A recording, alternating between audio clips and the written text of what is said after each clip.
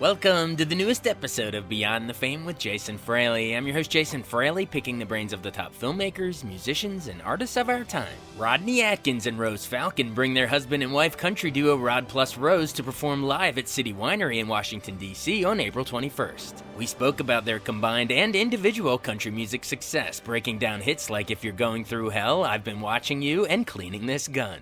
Hey, Rodney Atkins and Rose Falcon, thanks so much for joining us on WTOP.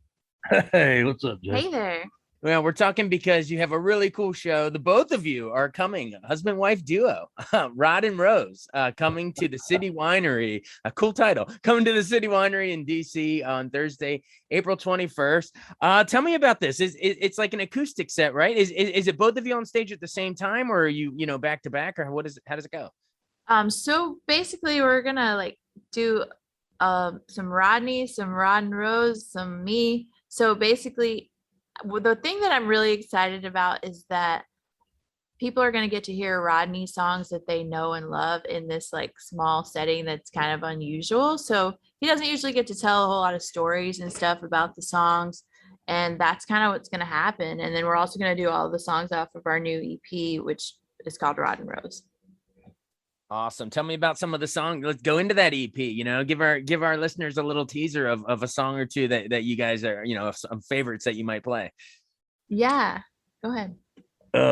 Yeah, man, we just kind of set out on trying to, I guess, write and record some tunes that are about real love, not, real love, real relationships. It's not always blue skies and no bills, if it's ever that way. Real love is tough and hard work, and the most rewarding thing you can ever be a part of. And we just wanted to have some songs about real love like that for folks. And so we dug in and tried to write some songs and find some tunes that had some grit. And it's a blast recording these songs. Real love is hard work. Amen. Truer words have never been spoken. I love it. And remind our listeners then. So, they might have known your own individual, singing careers, but remind us when you guys, how long, when did you get married? And you've had two sons since then, right? Yeah. So they say it's been almost a decade. That's what people keep telling me. I'm like, what? Because I don't really keep track, but I think it's 9 years. Yep, so, 2013. Yeah. Well, I don't know. The pandemic counts 10 years. Yeah. And we actually made the EP during the pandemic. So a lot of people during that time were going through hard times and, having to be with their partner more than they'd ever been. And so that was kind of something that we wrote about. And part of the thing the pandemic did open up for us is I'm kind of working on my solo stuff, folks that are familiar with stuff I've recorded in the past. Rose is, I'd say she's a blue collared songwriter, man. She gets up and goes to work every day, writing songs. That's her passion. It's what she loves. It's what she wants to do. She did the artist thing a few years ago and kind of got fed up with the BS of the music business. And, it's hard for us to get dates to write together. That's what you call it when people write together, is a writing date. And it's so romantic. I couldn't pull her out of her writing appointments because there's a lot of people trying to get in the room to write songs with her. So during the pandemic, she was stuck with me, man. And we just actually we did a little video of a duet, us singing together, and the head of my record label, Mike Curb, saw that, and the video got a great response. So he called and said, Rodney, you and Rose should do a project together, you guys are a brand new artist project. And I said, well, we'd love to do that. So because of having all that time at home, that's what we did. We just worked on that while we were kind of off the road. It was a labor of love. Hey man, I feel you guys. My wife is a country songwriter, and those writing dates around the house, I know what you're saying. You gotta give them the space to do it, and then you can work together on stuff. It's great. Uh, but there's so many of your songs, Rodney Atkins, that we all know and love. I want to get into them in a second, but ladies first. Rose, tell me about your stuff prior to meeting Rodney. I know you wrote some songs for some really famous artists, right? Remind our listeners what some of the songwriting you did. Sure. So, my most popular song that they may know is a song called Friday Night, and Eric Pasley sang that. And it was my first #1 song, and just totally a dream come true for me. Such a cool thing. And now, when I go play that song anywhere, to see people singing along is like just the best feeling in the world. Um, I had a song that I'm going to play at this show called Give In to Me that was in a movie called Country Strong. And I'm really proud of it just because a lot of people, whether they like the movie or not, will say, oh, that's one of my favorite songs, or like it was our wedding song. So I live for those kind of responses. She hates dropping names. That was a funny feel cut. It was, yeah. But yeah, and I actually got to collab with Rodney on his last record, and we're doing a song that we wrote for that called My Life. And there's a really cool story behind that about my grandmother actually in her last words. And we wrote a song basically around that, and we're gonna tell all those stories at City Winery. Oh wait, what were her last words, if you don't mind me asking? Sure. So Rodney, you tell this story a little bit better than I do. So kind of goes back to when Rose and I met and knew we were in love and wanted to be together the rest of our lives. I said, what do you want in a relationship? And she said, I want what my grandparents had. And I really didn't know what that meant. But I came to find out that meant 70 years of being in love. I mean, they were romantically in love forever. Wow. And before grandma passed, she couldn't speak. She was scratching out little notes, and usually the notes would say hot, cold, water, things like that. Right. But the last note she wrote said, I loved my life. Wow. And she gave that to Rose's grandpa. And that was the way he took it like he said, okay, baby, you can go home now. I'll see you later. And he said she just was telling me that my job was done. And then she passed. And he was at peace with that message because she started out sort of similar to me. We were both adopted. And you struggle with this kind of self-worth thing a lot of times when you're adopted. And so her grandpa said his mission was to make sure her life wound up better than it started out. So by her saying, I loved my life, he knew he did a good job. Wow. Isn't that what we all want to be able to say in our final moments, that we loved our lives? Wow, that's power. That's going to make for a powerful song. We're going to hear it at the City Winery. Wow. And Rodney, you do such a good job reciting the story. That I love you, that you both can speak to each other's music so passionately. It really comes through. And and it helps if one doesn't want to name drop, Lady Antebellum or whatever. The other one can do the name droppings. Absolutely. Well, very cool, very cool. Well, if you got a second, I'd love to remind our listeners some of the other huge country hits they're going to hear when they come out to this show. And Rodney, you don't have to take them as shown. Rose or Rodney can talk to each of these, so we can go back and forth a little bit. But tell me about, I mean, your first, you had a couple, but your first #1 was If You're Going Through Hell, Keep On Moving. Tell me about the message of that, and how do it inspired some people. If you're going through a hard time, just keep plowing ahead, right? Absolutely. I mean, I got so many folks tell me that was their pandemic song.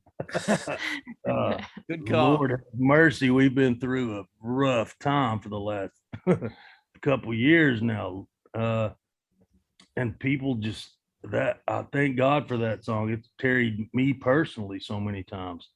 It kind of goes down the first, I'll never forget the first message I got, email, when I was just signed. I put If You're Going Through Hell out. It had been out there for maybe 6 weeks or so. It had stopped on the charts. It was coming backwards. Didn't think I was really going to have a hit with it. And I got an email from a guy that said he said I was in the parking lot of my church. I'd lost my job, my wife. Everything was just going south. It was awful. He said I was in the parking lot of my church.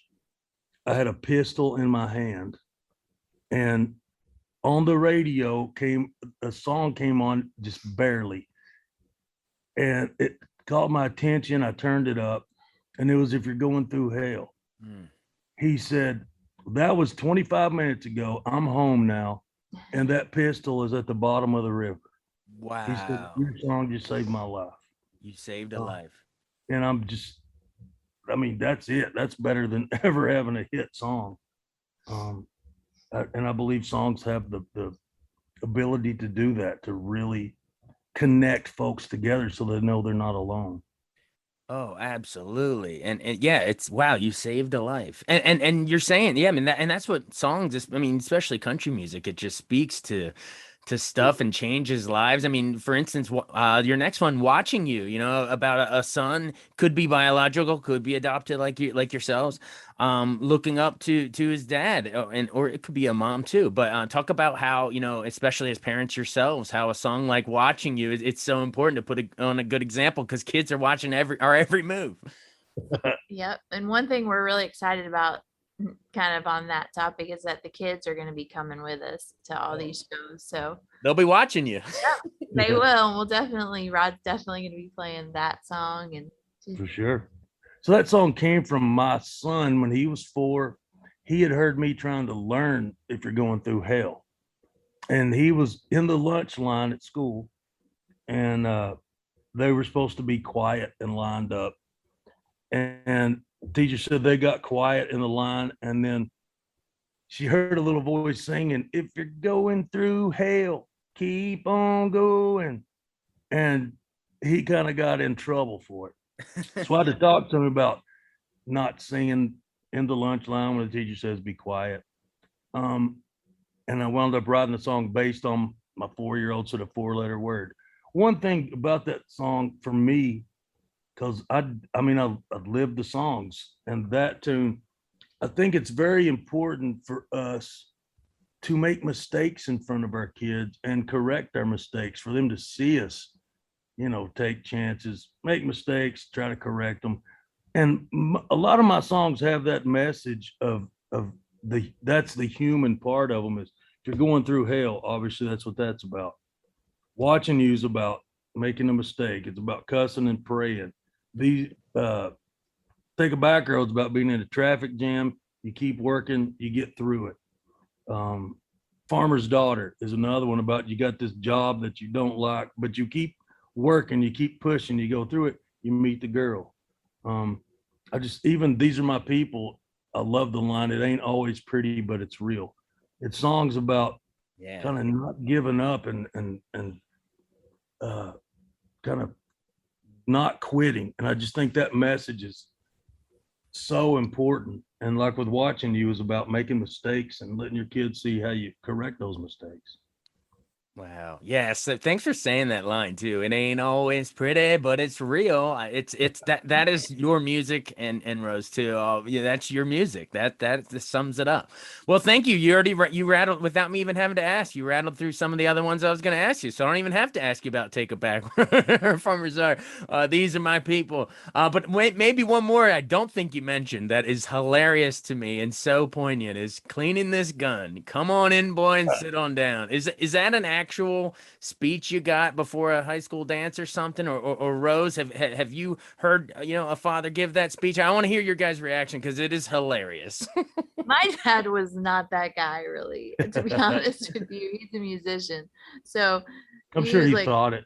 A metaphorical gun. Yeah, he does have actually a true life story about that one. I love when I get people sending me pictures of them and their daughter and their daughter's date, and they'll be holding a gun. It's all in good fun. I don't know if you could get away with a song like that nowadays. Everybody's so uptight, But Right. What was that in 2007 or something? Yeah. Wow. The world's changed in a short I amount of did. time. I mean, like the dude I went to see a girl. I was got my driver's license, and her dad was there with a 357 shooting bottle caps when I pulled into the driveway, and he said, "Come here, we need to talk, son." And he was a sweet guy. The girl, not so much. She broke my heart.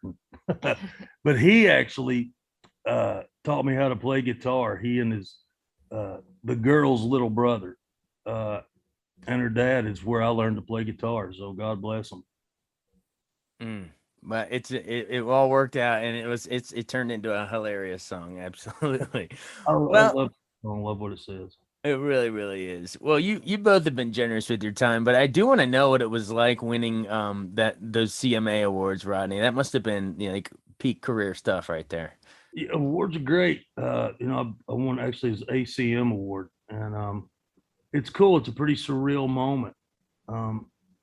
It's still though. I know the reason I get to do what I do, the reason I get to do what I love, it's because of the people. I don't think it's because of those awards. It's because when we go out on the road and those people that come to the shows and are singing along with you all these songs, awards are great, but that's a whole different kind of, I don't know, thing to pursue. I've never really been about the accolades. Yeah, it's all about these. It's all about the people. These are our people. Well, very cool. Well, when did the Rod and Rose thing begin as an official entity? I mean, obviously you met, fell in love, got married, raising kids, all of that stuff. But as a musical entity and like a touring sort of brand, when did Rod and Rose launch? So yeah, after the pandemic, we made a video during it, that went viral, and it just happened that our 2-year-old Scout, he was a little bit younger at the time, but we didn't have a babysitter, and so he ended up being in that video of us singing a song called "Figure Out You" that's on our EP, and it just kind of blew up. And so that was when Mike Herb called Rodney and said that we should start this project, and it was all so fast from there. I mean, we made the record pretty quickly and made some videos and hopped. It was perfect timing. It all kind of worked together magically. Absolutely. And wait, you said your son's name is Scout? Is that a To Kill a Mockingbird nod? No, it's actually, so Rodney drove a International Scout in the Watching You Yes, video. you let me name a kid after my favorite vehicle. No, of course. It was like a last minute decision. Like I didn't love the name for the longest time, and even after he was born, but then it stuck, and now I couldn't imagine it being anything else. Scouty. Wow. Shout out to Ryder too. We got to give him some love too. Awesome. Well, you sound like proud parents, and we're so excited to see the Rod and Rose connection here at City Winery in D.C. on Thursday, April 21st. Thanks so much for joining us. Thanks for all the great music over the years. Thanks for all the great music to come. We appreciate it. Oh, thank you. Thank you for having taking us. the time. It's so cool. We're excited to get to come out, and we want this. We're not, I don't know, celebrity kind of people. We like just real folks and hanging out. We want this to be a show that feels that way, kind of folks just coming over to visit, and look forward to getting to spend that time. Awesome. Well, we really appreciate it. Again, everybody, it's April 21st at the City Winery DC. So get your tickets now. Rodney, Rose, thanks so much. All right, take care. See you, Jason. Thanks so much for joining us on Beyond the Fame with Jason Fraley. Remember to hit the subscribe button and give us a 5-star rating if you like what you hear. We'll see you next time.